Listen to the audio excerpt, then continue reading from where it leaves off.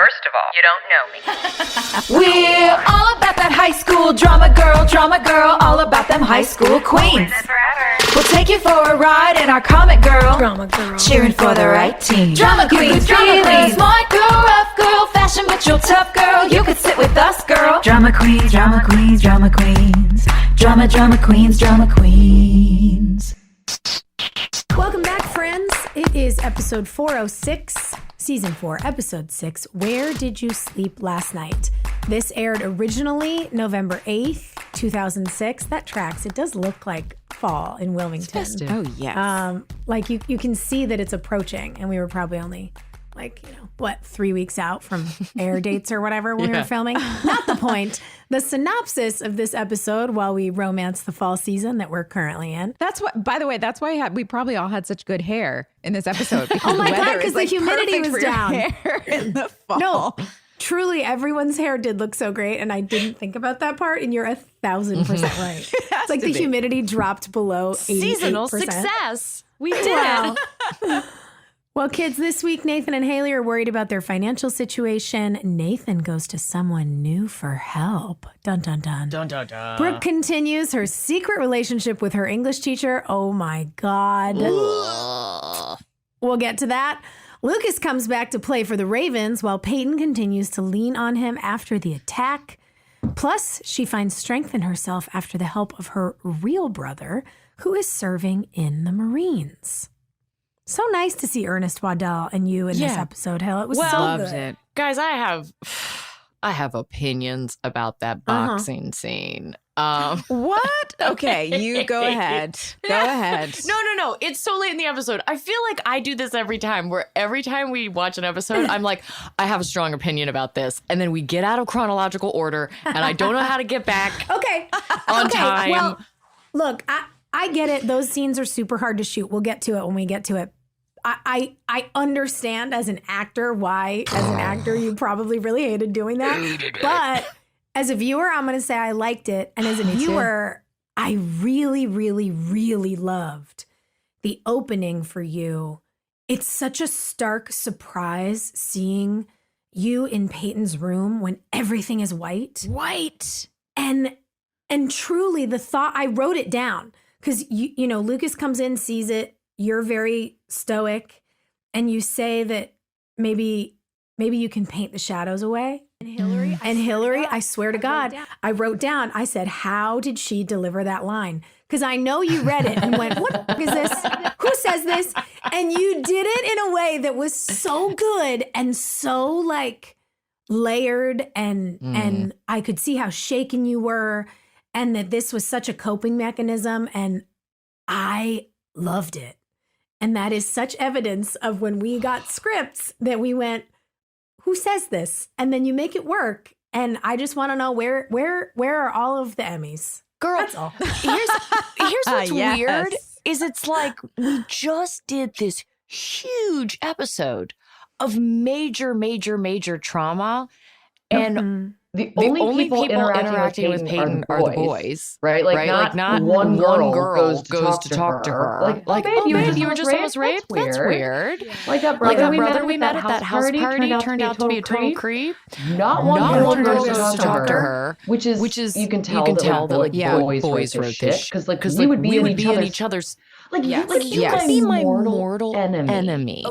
We would have both crawled into bed with you and never left your house. And but boys are the heroes, friends. Well, it's also such elementary school politics. Like, and I know we've talked about this a lot, but it's the way men think women are. Like the fact that after this has happened to Peyton, the only mention of you between the girls is between Joy and I. It's Brooke and Haley getting on the bus. And I'm like, don't tell her I asked about her. Like, that's like if you, I don't know, like stole my prom dress or some dumb thing.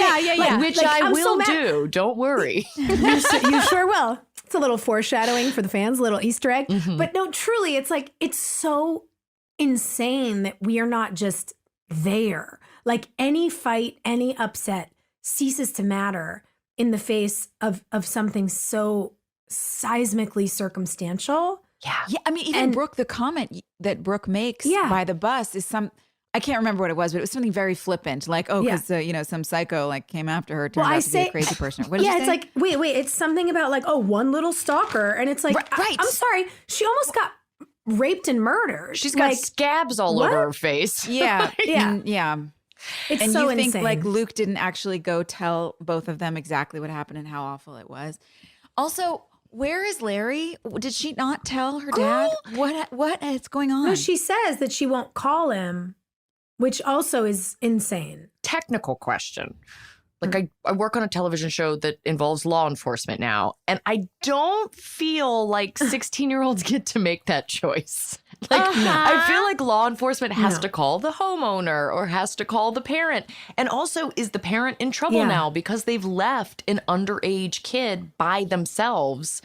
You're not a story, like huge missed opportunity for a story. Yeah. Yeah, if Peyton is like Child Protective Services is called because Peyton's been left alone for 2 years as a minor. Yeah. Where's a grandparent? Where's an aunt or uncle? Like, literally, where is anyone? Where are the adults? Where is anyone? But the thing title is, of this episode. Where are the adults? But I do think, again, it leans into this fantasy idea of, kids wanting to go out on their own. And it leans into what we clearly see budding in this episode so literally, not even just in these figurative ways that we've been portrayed on screen for the last couple of years. But it's the adultification of teenagers. Oof. It's this notion that, they're on their own. And the quote romantic idea is that they're finding their way. But the gross thing is that they're being treated like grown-ups and not being supported. And I don't care how many times we have Brooke Davis repeat that she's 18. I was just going to say. Brooke should just wear a button. She should have a button. Hi, my name is Brooke. I'm 18. Yeah. So gross. And it's like, it will never make it okay. It will never be okay that Larry's not there for Peyton. It will never be okay that Brooke's teacher is sleeping with her. Like, it's and Haley's parents are incognito. Like, yeah. She needs money. She can't call her parents. That was so weird. I really had a problem with that. Why does it have to be Dan? I really had a problem with that because the whole thing about who Haley was in the beginning was that she so badly she saw Nathan as someone who was independent, and she saw his reliance on Dan as a weakness. And she was so encouraging of him to do things on his own, to, get away from his parents. She would never have respected that he would go to his dad for money, his dad who has been so abusive in his life. And I remember when we got that script that what I remember is that I had a lot going on in my personal life as usual. And I remember your hair looked good like, though. You had the best. Your hair hair and skin and your hair. But I just remember really feeling gross about that and like kind of pushing through it. And I remember wanting to spend time arguing about it, but I just didn't have the energy. And I was like, fine, whatever, I'll say it. And watching this now, I'm like, I really wish I had pushed back on that a little bit because it's just so out of character for her. Well, and there were so many other people to call. Like, Haley's parents were the no duh, but what about Grandpa and Grandma? Yeah. What about Whitey even? Yeah, Whitey, give me some money. That would have been a great arc. That's right. Whitey, give me my money. Well, what about Lucas and Nathan teaming up to do some kind of something to raise money to I feel like there were just so many opportunities. I don't know why he went to Dan. Well, but the only reason he went to Dan was to set up Rick Fox being like a loan shark. But that's lazy writing. I agree. I fully agree. I'm just saying you can see it. It's like it so much of what we're seeing here is lazy writing. It's like, let's get the mafia involved. Let's get the let's get the girl banging her teacher in the classroom. Like, it's all just so lowball gross. And it's like, it truly does remind me, like, oh man, anytime you doubt yourself, just imagine you had the confidence of a mediocre man. Because mediocre middle-aged man. Like, truly, because the level of mediocrity that we're seeing here, it's like you threw the stone 2 inches and went, that'll do. Like, come on. This is something Rob Buckley said to me once. I was talking to him about this guy that I was seeing and I wasn't sure what to do. And I was like trying to explain, like, how do I, what the whole situation was. Anyway, at one point he just looked at me and he was like, this guy's not making any effort, Joy. And I was like, but he did this and he did that and blah, blah, blah. And he was like, Joy, that's showing up with shoes on. You're giving him way too much credit. Yeah. And I love that phrase and I use it all the time now. Thanks, Robert Buckley. But that's what this episode was. Showing up with shoes on. Yeah. It was, there were so many lazy writing moments. Yeah, I was bummed about that. And the thing is, I think it could have been really cool, to your point, if Nathan had leaned on Lucas and said, I'm really struggling, man, here's what's going on, and the Ravens had organized something, wouldn't it have been cool to see Rick Fox, like, okay, let's go really cliche high school. Let's say they organize, the Ravens basketball players do a car wash. Yes. Wouldn't it be cool to see Rick Fox creep through there in his fancy Cadillac? Notice he needs money. It wasn't that fancy of a Cadillac, by the by. I was like, if we're trying to sell that this dude's like successful, why is the English teacher driving a cooler car than like the lone 60s Porsche? 100%. It's so insane. That didn't track. It's so insane. I love this daydream though. Yeah, that's way better. Or the River Court boys. So cool. Yeah. But all those boys, and that's what I'm saying, like they could have done something and then the creepy guy could have come in the mix and even asked somebody like, what are we doing? And it's like, oh, well, Nathan's got a baby on the way. We're raising some money. Like it could have all seemed very innocent and fun and led to something sinister. But instead we just put pedal to the metal on like sinister stranger. Yeah. Because then Dan could have offered to give him money and then Nathan could have chosen to take it from Rick Fox instead of his dad. Yeah. Been like, which no, gets I got him into it. more trouble. Right. I mean, there's so many interesting ways. I feel like this episode, not this episode, but this kind of cluster of episodes is really when One Tree Hill started to jump the shark. Well, and it was because when we had the whole thing of like, who killed Dan? And people started making like references to Dallas and who shot JR? Who shot JR? Yeah. It felt like some of our bosses thought, oh man, we are going to enter into a legacy of dun dun dun. And so they wanted those big, huge, weird storylines. I don't know any of our fans that loved our show for those big, huge, weird storylines.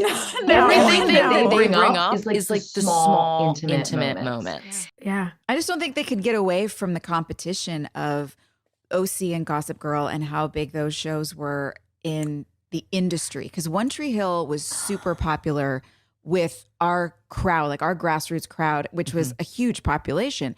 But it wasn't like we weren't the show that was getting all of the sort of Hollywood attention.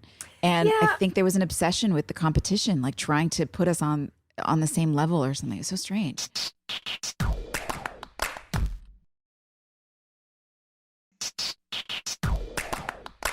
It's also so weird to me because the Hollywood attention, to your point, Joy, like that's all manufactured.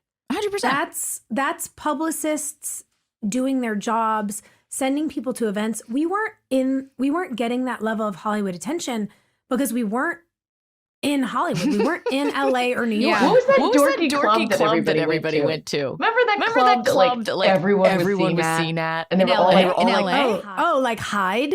That's what it was. Hyde. It's still there. I've never been. Like, you guys, we couldn't wrap work and go to some fancy event or a publicity dinner or we were just working and going home and like going to the Copper Penny to have like $2 beers. And I loved that, but we weren't in the mix in that way. And so it's just so odd to me that, it's like if they wanted it that badly, they could have done with us what they did with Shameless. Like we could have shot in LA at Warner Brothers and then done exteriors in Wilmington for like 6 weeks a year. But they didn't want to do that. And so it's like, pick one. You either want to be the show that shoots in the town where your show is set, or you want to like send your kids to Rolling Stone parties, but you can't have both. It's 100% true. And you, Sophia, in particular, worked your ass off to maintain and build your career off of this show by doing things like flying back and forth every weekend to LA to make sure that you were able to participate in the things that you wanted to be there for, which got you more work, which brought, gave you an opportunity to have the platforms that you have now. It's like there was this amazing stepping stone that you saw, especially with your PR brain too, because you went to school for journalism or for journalism. Yeah. I appreciate that, but I gotta say, it didn't feel like that for me. Like, I was hustling home as often as I could for like meetings. I was going home to audition a lot. Yeah. I've never really been a person who loves like sending in a tape. So if there was something I really wanted to like fight for, I would fly, I would take the meeting, I would do whatever. I would definitely make sure, especially by this point, that like any event for the charities I was working with, I would make it home. But it's funny because to me, it felt so much like there was so much I wanted to do that I just couldn't because we were in Wilmington. It wasn't possible.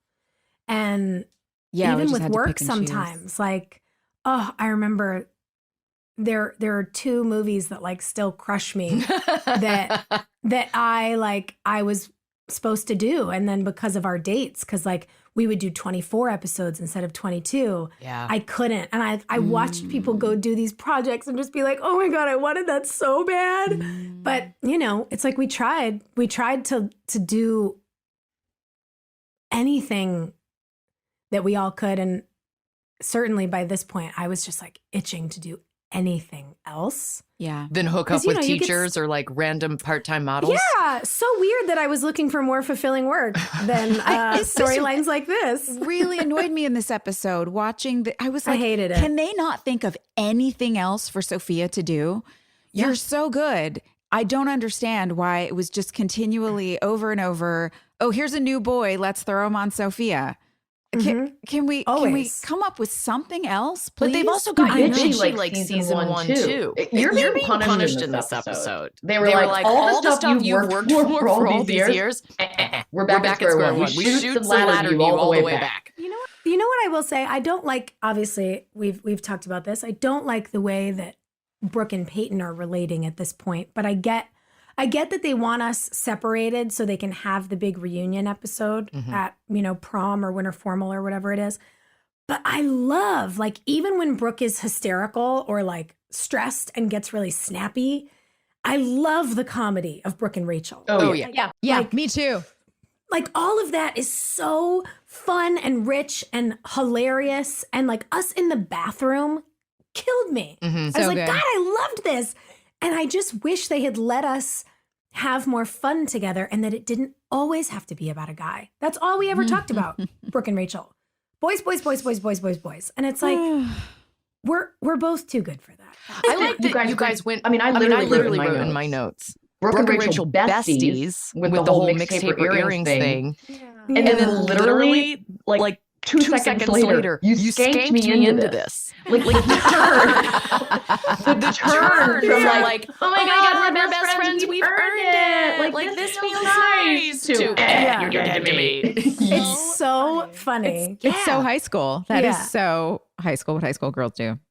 Can we talk for a second about Lucas's cluelessness at the beginning of this episode? Well, also the introduction of Chad's platinum blonde hair. Yes, that's what I want to talk about. To me, because at some point between Derek almost raping and murdering his best friend / future wife, and this episode, he had time to go dye his hair platinum blonde. What's going on, guys? I'm into it. Like here's what my brain remembers. I yesterday had to do a sit down for a documentary about TRL and about like the MTV of it all, and how it did tie into One Tree Hill. Like we were like the music stuff, they literally handed us the fan base we had on a silver platter because the numbers were the exact same between TRL and One Tree Hill, and we had no like emo representation with the boys on the show. And like Chad was like, give me that torch. I am going to be the boy wearing eyeliner and with the platinum blonde hair, and I am going to be your emo dream come true. And like for a lot of girls, he did it. He should have had a bass guitar that he just like slung around. That was like he's leaning into that level of emo in a way that I almost wish they'd let him take it a little farther. Like in this episode, like he's wearing that, I don't know if it was like an Ed Hardy shirt or whatever that is, but it's got like a skull and like it was things from on it. the necklace. And I was like, but let it go the 2 steps past. Let it go to actual rock and roll instead of the like middle mall rock and Ed roll Hardy thing. Cause like Chad committed to it. Like his hair is bleached out. He is, I don't know if it's eyeliner or eyeshadow or whatever he's wearing that like leans into that very Fall Out Boy, like eye makeup, it's like Eyeliner. vibe. But it works on him. Like, it looks great. And I don't know if he found it first, like doing the Jack Sparrow or whatever, but I don't know. There was something I saw in this where I was like, wait, like let him go. Is this why Lucas and Peyton are really soulmates? Because he's deep down an emo rock and roll guy? That's what I was about to say. Like, I almost wish they'd let him like lean further into it with wardrobe and stuff, because it is when you guys really begin this like deep bond that sets you up. Like when we get to the end of this season and you have the "it's you" moment, like, I don't know. I love, there's something about it that reminds me of like when you guys were trading records in season 1. And I'm like, oh, I want more of that. Like, don't you feel that? Like you can kind of sense it coming? It was such a thing during this time period. And for us to not have any of the boy characters embody like that emo look and like the vibe and the music and stuff like that. Like, let him be our Billy Idol. Come on. We were coming off of Pearl Jam and Nirvana, and even Dave Matthews Band was kind of the new generation of that we were all into. But that was all very emo stuff, and the guys were kind of grungy, and we never had in that. In pop music, it was all pop punk, so it was like The Used, and then Canada gave us Sum 41, and we had Fall Out Boy, and those were all like the kids that would come on TRL, and every damn one of them was wearing Eyeliner. You know? Yeah.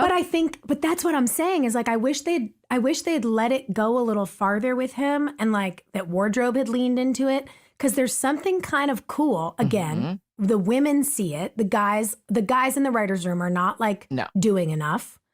But when you think about the fact that Peyton was super into Pete Wentz. Oh, yeah. I love the idea that post Pete Wentz, Lucas decides he wants to be like a little more emo and like maybe wear rock and roll t-shirts. Yeah. Right? That's what I'm saying. I think it's so subliminal. Cute and like vibey. And I don't know, I'm like, damn, I wish that they'd been smart enough to like track it that way and lean into it a little more. Because clearly he was game, like he was enjoying it. So like, let him live. If Peyton's the goth girl on the cheerleading squad, having a guy in eyeliner on the varsity basketball team is not something that we'd seen on television. Yep. That was new.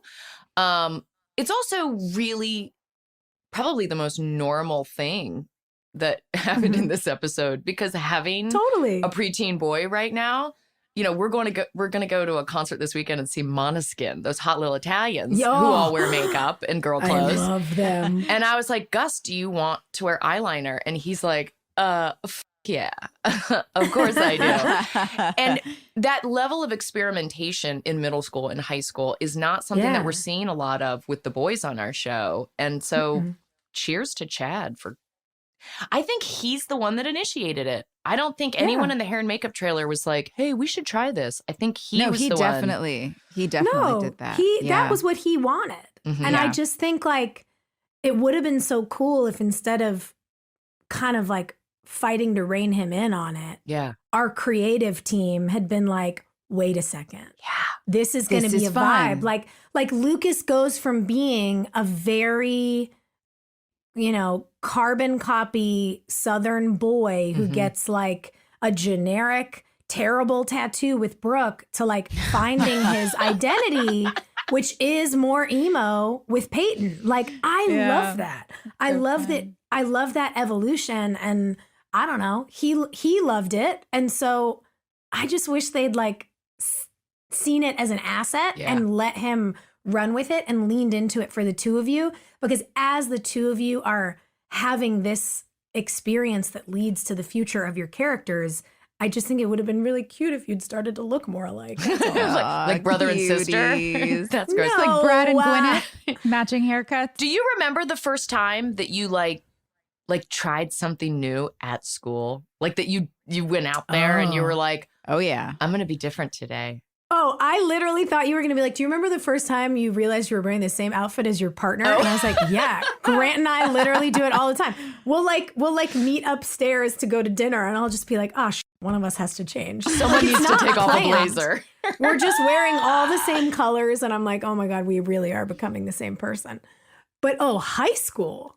Yeah, my first one was when I went to high school. I showed up in New Jersey from Texas. Yes. And that combo did not fly. I had to get tough fast. And is that when you started wearing your hoop earrings? That's when I started doing the dark brown lip liner hoop earrings. Yes. It was like the frosty brown lipstick, but with dark brown eyeliner. Mac Swirl. Yeah. Oh, I remember. You look like Mariah Carey. Like, you just showed pictures and I'm like, oh my God, that's Mariah Carey. Yeah.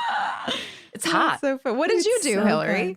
Good. I very much wanted to fit in because I'd been an ostracized kid. And so freshman year, like went to the mall and bought all the things that Abercrombie had. And like freshman year was Abercrombie out.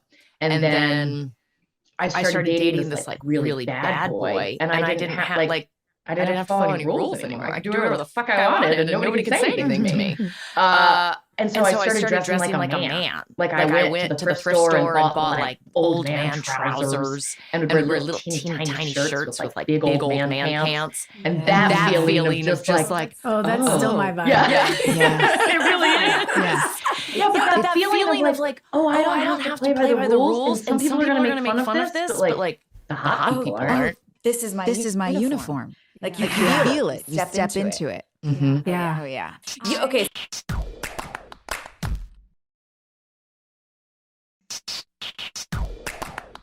I remember there was one summer at camp. I started going to camp when I was 9. Well, and you had a literal uniform that you had to wear at school, right? Oh, yeah. So like weekends were our playground. But yeah, I mean, I bought uniform skirts in 7th grade and never bought new ones. So in 7th grade, they were like oversized, like schoolgirl, like to the knees. And by my senior year, I looked like a cheerleader because I was like, I'm not spending my money on new skirts. I'm never wearing these again.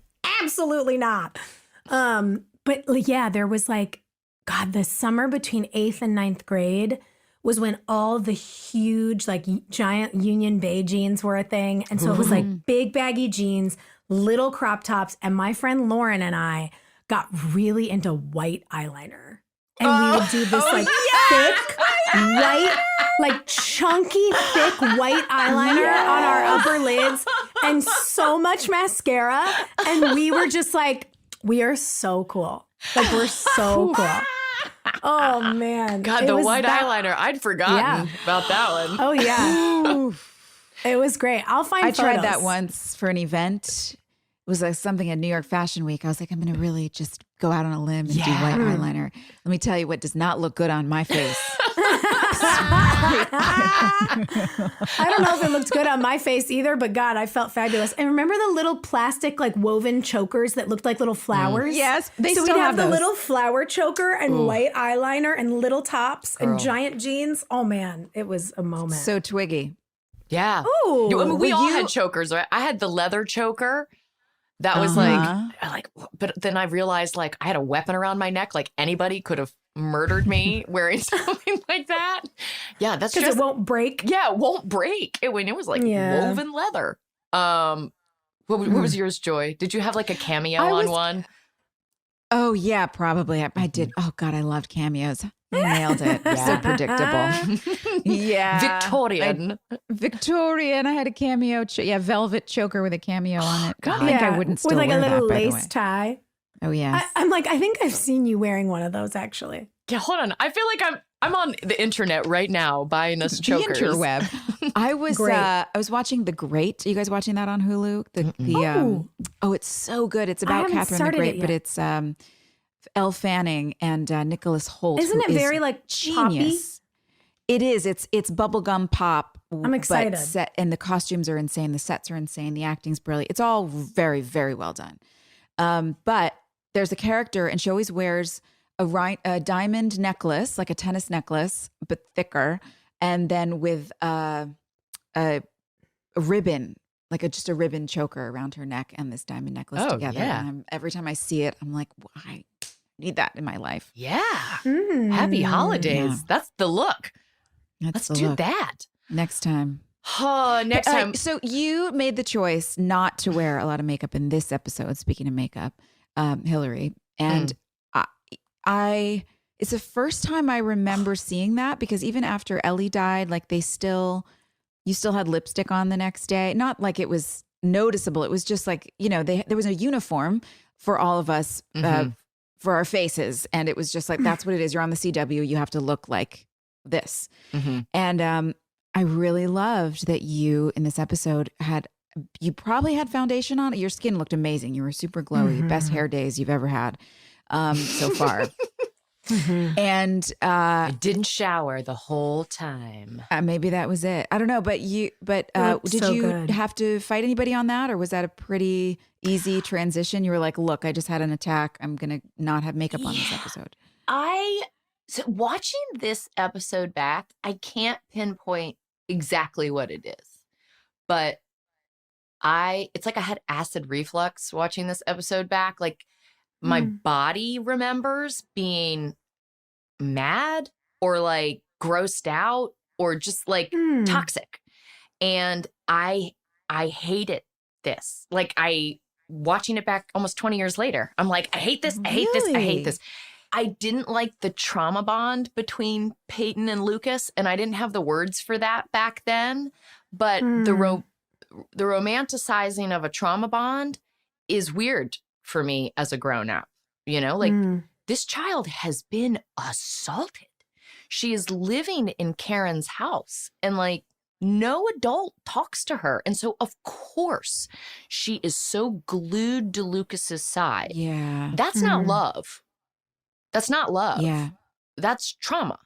And like, at what point, does Sleeping Beauty wake up from that and say, oh, I've kind of been in a holding pattern, just trying to like survive every day. So I really didn't like that. I really didn't like how Derek was directed to be so hostile. I didn't like that we finally had another black man on the show and he was directed to be super hostile. And I thought it was out of character for a Marine. They are trained to control their feelings.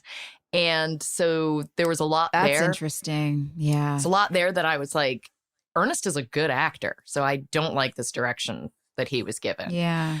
And I thought the whole get over it, Peyton messaging was shitty. Yeah. Not a way to handle sexual assault. 100%. I see all that. Yeah. I mean, I think these are great points. But you as an actor did a really good job. So I'm saying you took that plate of shit and you garnished it so that it looked appetizing. You really did. You did. Girl, you really did a beautiful job. And I will say, like, the thing that I wrote down, the thing that felt the most authentic to me, there's a line really early in the episode that is something that makes me I just want to punch people in the face when they say this to anyone who's been through something. Lucas says to you, if you let this change you, he wins. And it's like, excuse me? Yeah. There is a before and an after when you go through something like this. And you just so simply respond and say, then maybe he wins. I mean, that's probably how I would answer in real life. Yeah. Just like, you then, fine.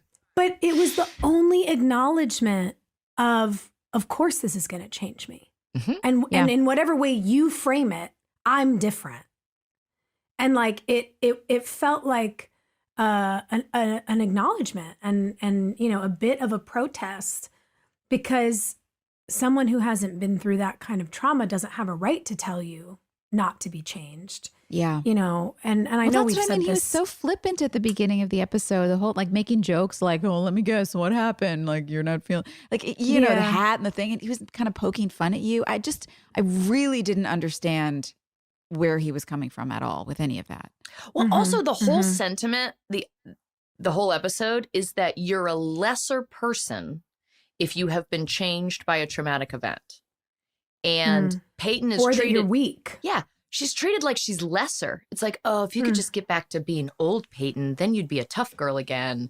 And for the first time, she's actually being honest and admitting, hey, I'm scared. Hi, I don't want to be myself. I'm telling people the truth for the first time ever. I'm really struggling here. And it's like, oh, God, she's a fraction of who she used to be. And you think that was the whole episode, or you feel like that was just where Lucas was coming from? No, I feel like that's how. But the only two people Peyton interacts with are Lucas and Derek, and they're both telling her that, you know. I think that's why I liked the boxing scene so much. It didn't seem to me that's not the message I got anyway. I liked the interspersing of all the flashbacks of all these painful moments that have hit Peyton, that she's just sort of taken emotionally. She's been taking these hits, taking them. So to fight back is meaningful. I felt a catharsis for her in that as I was watching it. I was like, yeah, that's you can't just keep taking the hits. You have to find a way to release. I see. So I liked it for that reason. It was Joy. That day at work was so awkward because also you see this big, huge scar on my knuckle. Like I've got a big middle knuckle over here. Yeah, and it's because my brother had left a dirty dish in the sink, and I was pissed. And I went to go wash it, and it shattered, and it sliced open my knuckle and like cut the tendon. Cut to like 3 days later, I've got to shoot this boxing scene. Oh, no. So the reason my hands are all hidden in the sleeves of that sweatshirt are because we had to like pad the shit out of it because Ernest was all padded up. They didn't even have him. It was like they didn't have him grab a bag or something or like a pad for me to punch. I was supposed to be punching him, but the way it had to be shot, I wasn't actually punching him. I was just kind of swinging my arm and having to like fake punch the side of him, which looked stupid. And I knew it looked stupid on the day. And anytime you have to do a stunt that you know looks stupid on the day and cry on top of it, you're just like, why is everyone fucking with me today? Why can't I just punch something directly or not cry? Like it didn't look that bad. Now that once they edited everything and they cut it all together with all of you couldn't tell. Well, I mean, I could tell because I'm an actor. I know what it was like on the set. I mean, but it's only because I know how you had to shoot it. It was uncomfortable. I also have to say, like, now I know that coincided with your hand thing, but I honestly, when you were swinging at the sides of him, was like, I kind of like the choice. Like, I thought you made a choice. That's what it was. No, but it's like to make Peyton look like a kid who didn't know what she was doing. Like, you're not, you're not Linda Carter. You're not like Wonder Woman. You're not doing like a coordinated stunt scene. Like, you're supposed to be a kid who's scared and I don't know.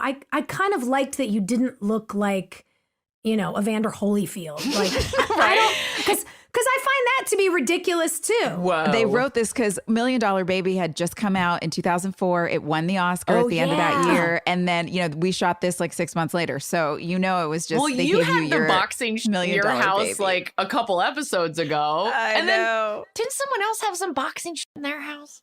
It's like we tried Barbara, the boxing maybe? Out on a number of us. And I don't know. Also, that ring was really springy. And so when I would take steps forward, I'm like bouncing and the camera. And I couldn't stop bouncing. And so it just looks like Peyton's hopping the whole time. And I might be the only person that's really zeroed in on this because I hated it so much. But all I saw in that scene was bouncing and arms flapping and like having to cry.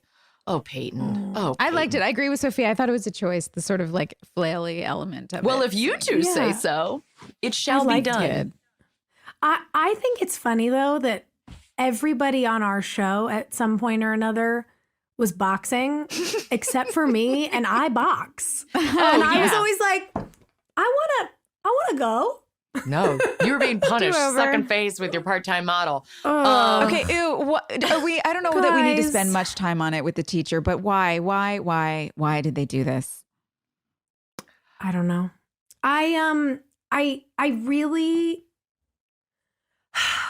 I haven't stopped thinking about the tweet that we got about this.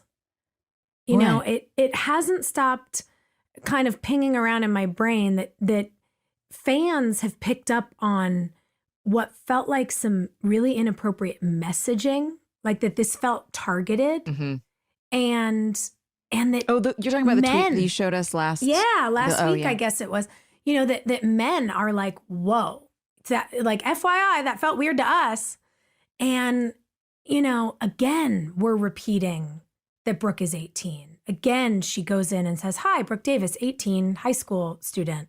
Yeah. You know, this notion that it might be inappropriate, but it's not illegal. Yeah. That a bunch of men in their mid 40s were trying to suggest that it was okay. On some level. It's okay, at least on a basic legal level. It's okay. You know, no one can ever know, but you can still do it. It makes my stomach turn. It makes me really feel sick, because what they're doing is they're trying to normalize and romanticize a clear abuse of power. Well, also, she's, okay, technically not a child, but if this man is willing to sleep with a student, you think that the fact that she's 18 really matters to this guy who clearly has just excellent moral standards? No, doesn't matter. You know, the whole thing is just not, it's just not right. Well, the scheming too, where he's like, if we just wait 3 months, it's like, he has thought this out. Like, how do I get away with this? Yeah.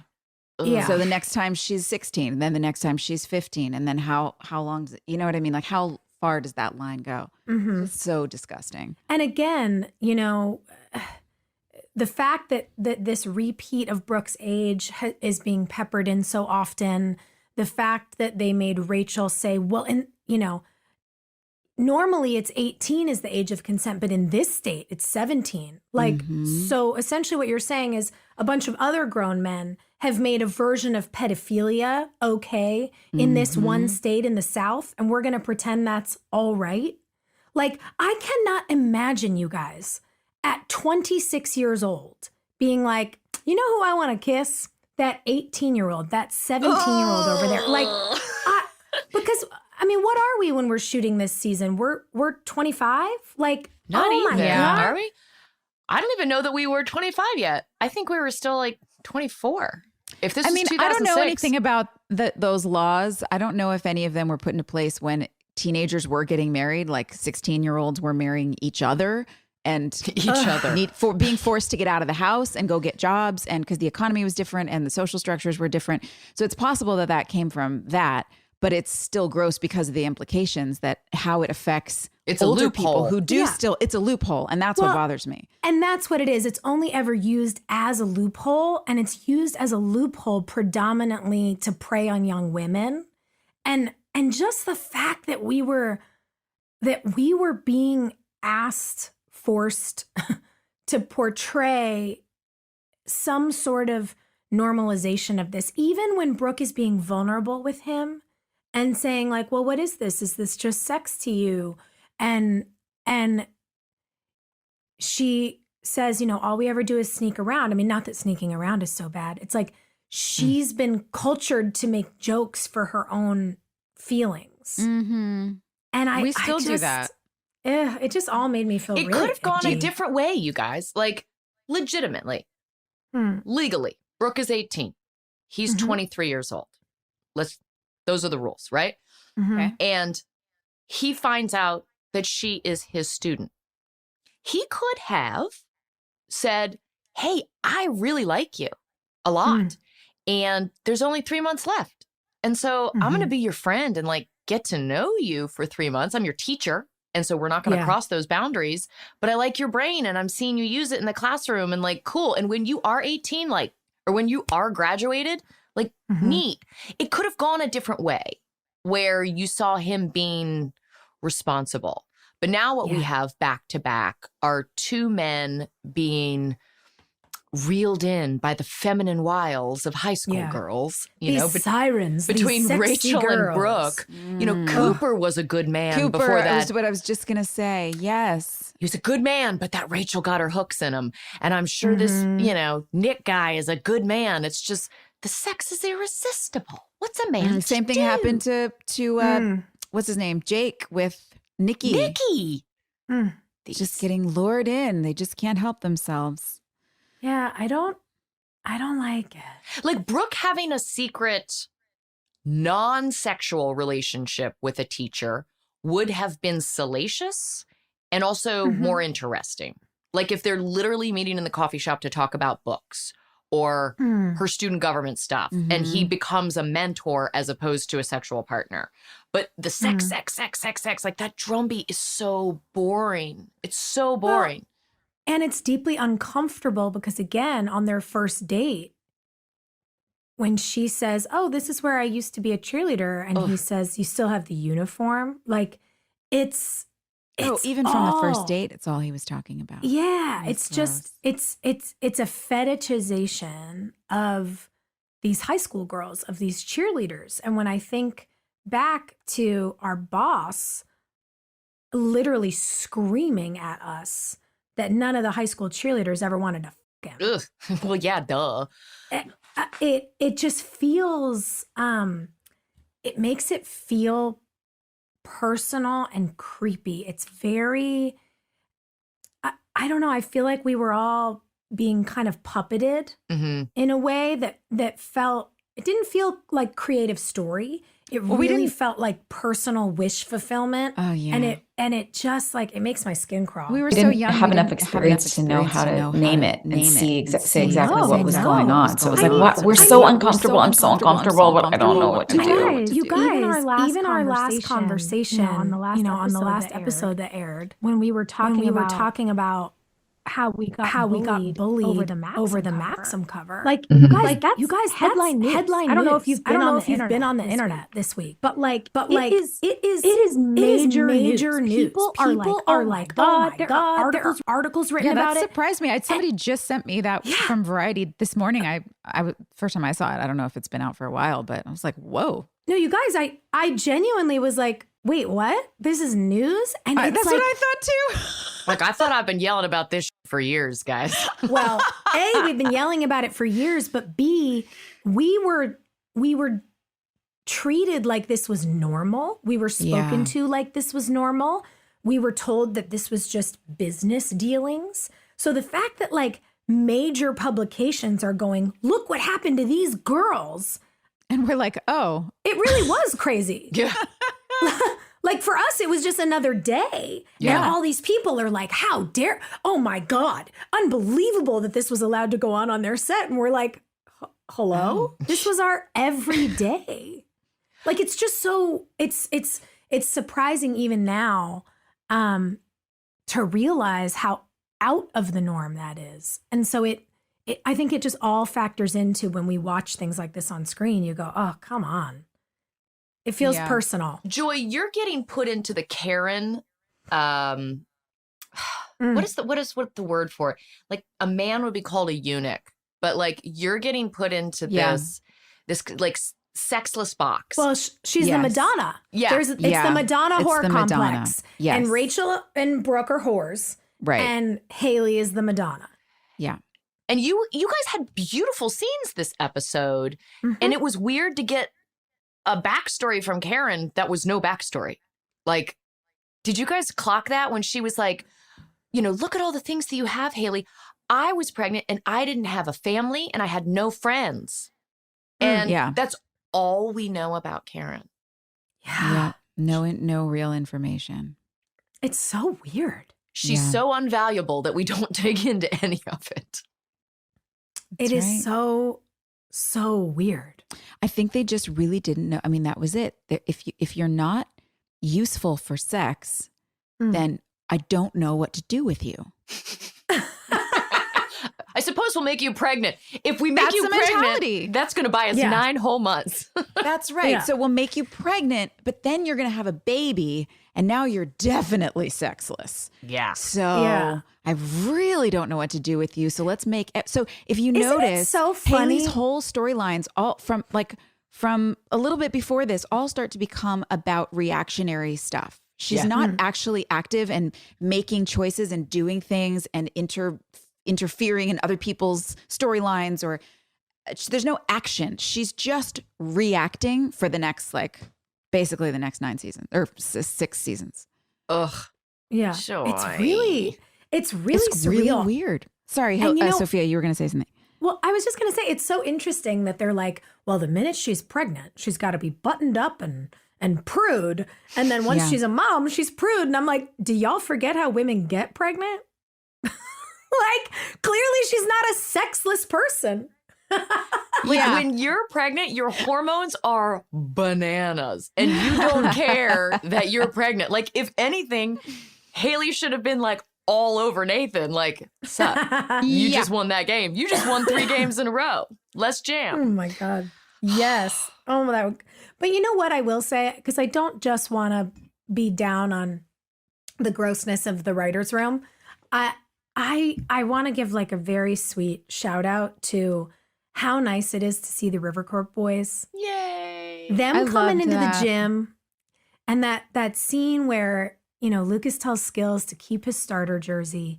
And then you see Lucas, Nathan, and Skills just dominating these games together. And the montages of the playoffs are so good. And even though I hate Brooke and her teacher hooking up at school, it's literally disgusting. There's the way they edit everyone's stories. Yeah. So that you see what everyone's doing during these montages, whether it's bad behavior, good behavior, you're dealing with your stuff. It's, I don't know, that is some of the best of what our episodes were. Yeah. So even though there's a lot, I think that's problematic here, the joy of the game and Whitey becoming such a good advocate, telling Dan to back the fuck off of Nathan and getting Lucas back in the game for 15 minutes a game. There is some I'm really glad we had Whitey here. There's just some beautiful stuff that I want to cling to, because that's what brings me joy. Yeah, it was just those are the meaningful moments. It's not all the crazy action. It's the moments where you just sit on Barry's face watching the boys play and being proud of the work that he's put in and seeing the fruits of his labor. Those are the kinds of things that in real life, those are the moments that feed our soul. And when you watch it from characters who you love, it feeds your soul. Those are the things that feel really important to me. I loved that as well. Whitey had that really good quote because he was talking about, do you know how much it took for your mother to come in here and ask for you to play those 15 minutes? He said, you get 15 minutes of time a game to make her proud and a lifetime to make them both proud, referring to Keith because he's now wearing Keith's jersey. Yeah. And see, that's it. That's the thing that we write down. We don't write down the loan shark shit, That's the goofy stuff that some dude in a room thought was cool. The stuff that our fan base thought was cool were those moments of hey, what I do matters and how I connect with people matters. Yeah. Yep. Sweetness matters. And Barry, that idea that, you've got these minutes in the game and a lifetime, it's this sweet old man essentially saying it only gets bigger and better from here. Yeah. Put high school in perspective. These are moments. You have a whole lifetime. Yeah. Grow into the man you want to be. Make your people proud for the next, 60 years. And that's such sage advice, especially when you're in that bubble, when you feel like it's your whole world. To remember that there is a universe out there waiting for you is such a gift that only someone with perspective can give to you at that age. Agreed. How do you feel about the Mouth and Gigi of it all? Oh, I love seeing Kelsey. She's so good. I mean, we just watched her on Yellowstone. Me too. Last night I was watching her. Oh, she's killing me this season. She is such a good dramatic actress. And it's crazy. She is such a good actress. To be reminded of all this comedy she was doing as a baby. Yeah. Yeah. Yeah. She's so great. I love her. And they're so sweet together, and it's fun to watch them. It's really fun to watch them. Well, and I like that Mouth clocked the whole, oh, I've been friend zoned like multiple times. Mm-hmm. Am I really going to friend zone this? You know, they try to make her a nerdy girl, but she's like a super hot girl in glasses. So stunning. Completely. Yeah, it's like the Rachel Lee Cook effect. You're like, okay, guys, nice try. We see that she's gorgeous. Clark Kent. Totally. Yeah. All right. What else did we miss? That's it. No. Oh, the government letting pedestrians wander through the training, the military. I wrote that down Sorry. too. I had to put that. That is was so insane. funny. Clearly, no one in our writer's room had ever been pregnant or dealt with a pregnancy before because they have no idea what hormones are. Right. They have never been on a military base or Nope. like not on a military base, like seated up front. You know, they just they're just making shit up at this point. That was so funny. That was so funny. Sophia and I were cracking up. The idea that a pedestrian could just walk up to a Marine base and be like, I'm just looking for a Derek. Oh yeah, he's over there. No problem. And then the guard gate just goes up. And Let me like, get you a ride in my Humvee into training. Right Tom's on going in. to give you a ride here. We were at war. what? We were at war when this episode aired. We were in that's right. I mean, we were literally training to send these boys to war. It was serious. And so, yeah, that idea that like... And then they're giving Billy Idol a ride onto their base. Right. And then you come later. Exactly. It's so crazy. Just a little walk and talk with the Marines It in is the so background. crazy. What Joy and I, Hill, we were dying laughing before you hopped on because, you know, it cuts to Ernest leading everyone through a run, and then it just turns, and there's some guy and Chad in the Hummer driving through the training exercises, and we were so aghast that would never happen. I didn't even say, but I wrote down, I go, and they tore up the grass. I was like, oh my God. Like the car literally like left tire tracks in the grass. Get this guy to his friend. It's cool. Oh. No, we're going to descend on a helicopter next time. Don't worry. Yeah, it's yeah, Tree yeah. Hill. Anything That'll goes. be That's cool. what I want to see.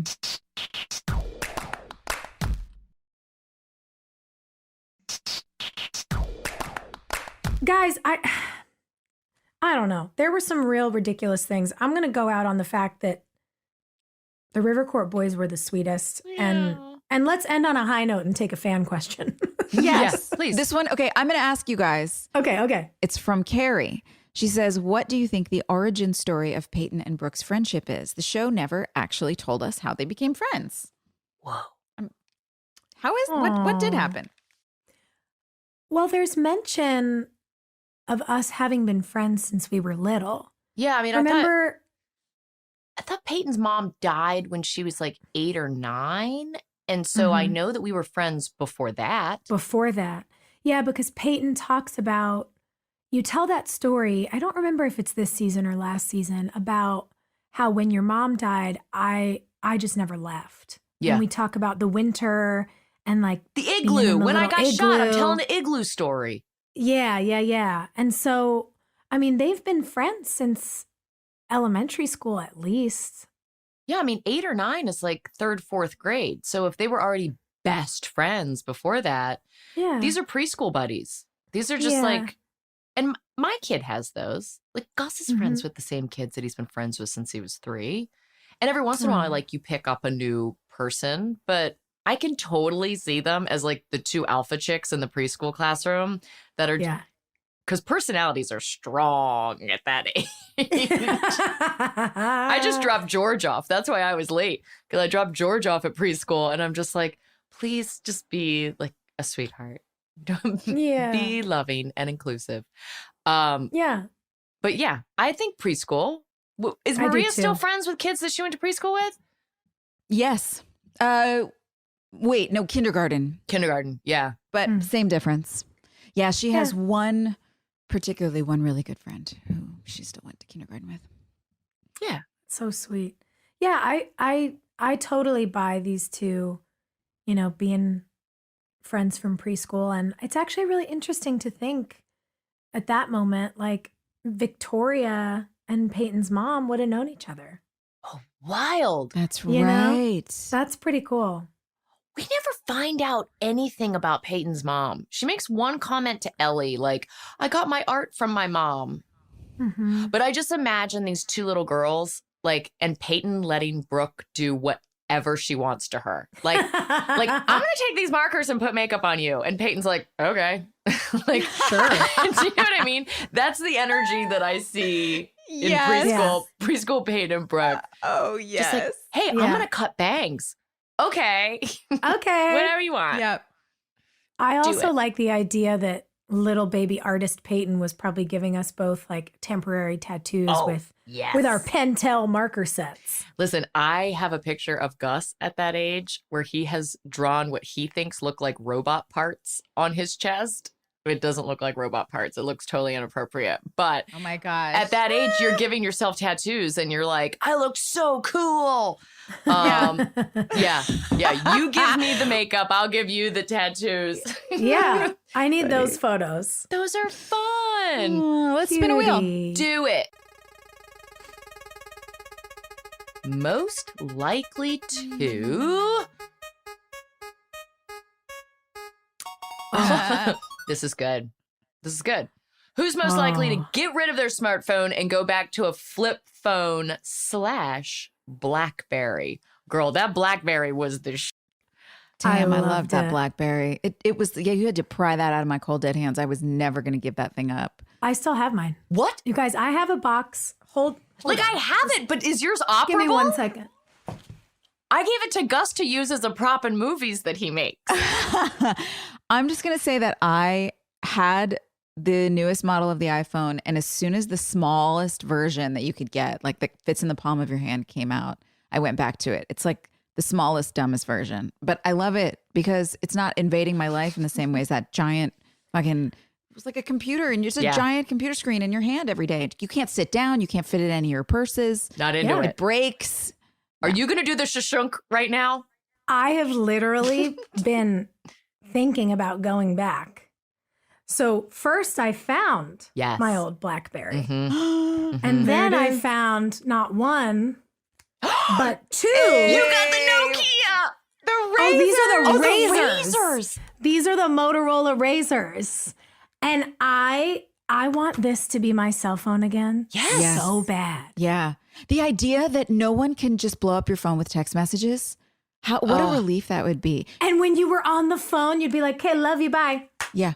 Oh, the feeling of that. I want it. Yeah, I have a box of old text. Peace of mind in my that office. Like, if you're going to check your Instagram or your Twitter, you have to get on your computer and like, this is the time that I'm choosing to do this instead of just having it in your pocket. Yeah. The idea that I could have a phone that flips open and close and the only texts I can send are like smiley faces and I have to literally type out the numbers. Like, T9. Like, gimme. Send me voice texts all day long. Leave me voice messages. Yeah. I do not want to read. If I could get the Sidekick again, the T-Mobile Sidekick, that was my favorite device of all time. Oh, yeah. Flipped up on the side. Yeah. The screen flipped up. Hilarie, you and I have like visceral core memories of being in the makeup trailer at like 5 a.m. And both of us being like, hey, click. And we would just be typing on our little sidekicks. Yeah, that thing ruled. It was like having a typewriter in your fist. Yeah. I loved it. All right. Well, then I think the answer to that wheel is all of us because, God, how do we get that endorsement deal? Like do we come out with a drama queen's flip phone? Yeah, we should. Truly, what I want is for this to be my cell phone. And then I want the device to essentially split where I only talk on the phone on this. But if I want to do like texts, emails, whatever on an iPhone that like I need longer form for, I can. I don't know how to do that. Maybe somebody who's listening knows how to do a little call forwarding or something. Yeah, you need an iPad. Just do it on a fucking iPad, right? Okay, so it's like a big thing that, like Joy's point, you're forced. Yes, to get in there. I like that. I'm down. Okay, Great. Flip Phone City, man. It's happening 2023. Here we go, y'all. All right. Next episode, season 4, episode 7, all these things that I've done. Uh-oh. That sounds dark. Yeah, danger. I'm excited. See you next week. Bye. Hey, thanks for listening. Don't forget to leave us a review. You can also follow us on Instagram at DramaQueensOTH. Or email us at dramaqueens@iHeartRadio.com. See you next time. We're all about that high school drama girl, all about them high school queens. We'll take you for a ride in our comic girl, cheering for the right team. Drama queens, smart girl, rough girl, fashion but you're tough girl. You could sit with us, girl. Drama queens, drama queens, drama queens, drama queens, drama queens.